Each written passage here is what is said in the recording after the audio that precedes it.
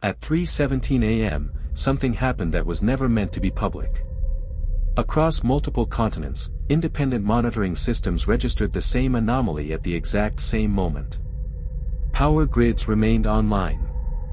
Communication networks stayed active. No alarms were triggered.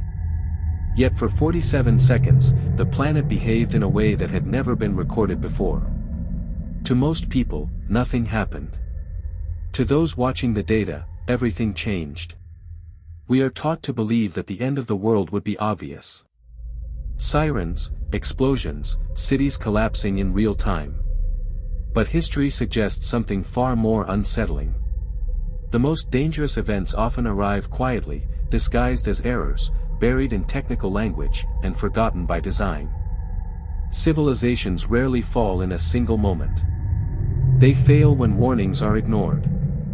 That night, stations in the United States, Europe, and Asia detected synchronized radiation fluctuations that could not be traced to solar activity. At the same time, Earth's magnetic field showed rapid microdistortions, as if the planet itself was briefly destabilized. Satellites registered a structured signal entering near-Earth space, one that did not match any known frequency used by human technology, astronomy, or military communication. Engineers first assumed a system's malfunction. That assumption lasted less than a minute. Malfunctions do not appear simultaneously across independent networks built by different countries using different hardware, software, and security protocols. The data was clean. Repeating. Deliberate. Whatever caused it understood the limits of our systems better than we did. For 47 seconds, Earth responded to something unknown. Instruments behaved as if they were being calibrated by an external reference point. Then, just as suddenly, the anomaly stopped. All readings returned to baseline. No damage was reported. No emergency protocols were activated. Officially, the event never happened. Internally, it was classified as a near-total systems anomaly. In documents never released to the public, another term appeared more than once: precursor. A word rarely used unless something worse is expected to follow. Those documents were archived, access was restricted, and the event was renamed to sound insignificant. A statistical outlier. A sensor coincidence. A non-event. Several researchers involved in the analysis vanished from public records within months. Their published work stopped being cited. Scheduled interviews were cancelled without explanation. Research grants quietly expired. No scandals. No accusations. Just absence. In highly controlled systems, disappearance does not require force. It only requires silence. What could not be erased, however, was the signal itself. It was not noise. It had internal structure, spacing, and repetition. Analysts noticed that the signal never exceeded thresholds that would trigger defensive responses or visible failures. It respected limits.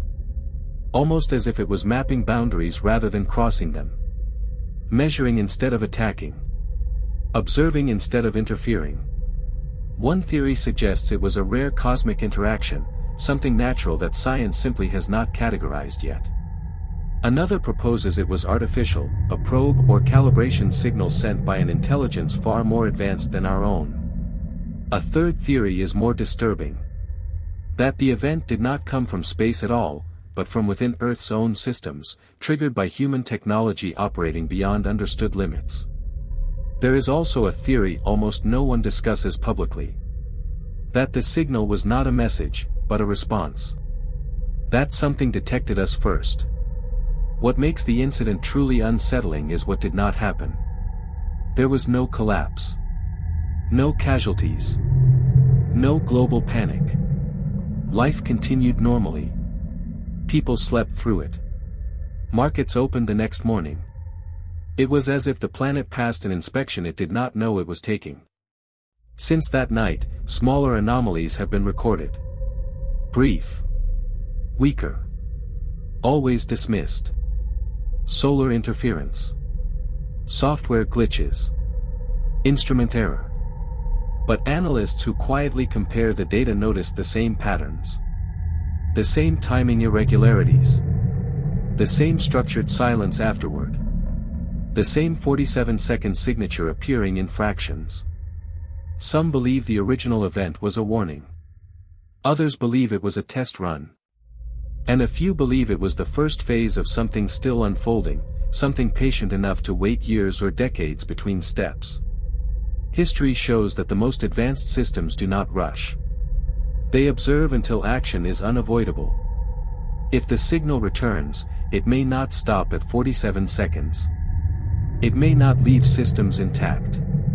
And it may not allow us time to observe, analyze, or explain. The first event taught us something important. Not that we are safe, but that we are visible.